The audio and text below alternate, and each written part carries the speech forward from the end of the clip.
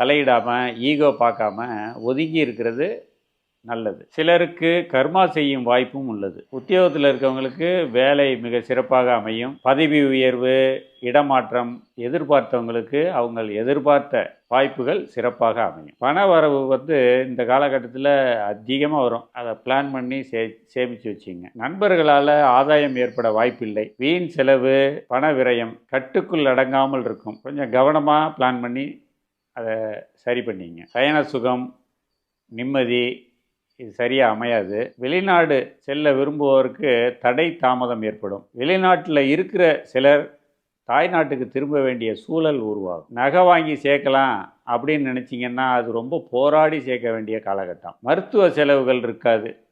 இந்த காலம் முழுவதும் மருத்துவ செலவுகள் இருக்காது. மொத்தத்தில் அனுகூலமான பலன்களை எதிர்நோக்கும் முன்னேற்றமான காலம்.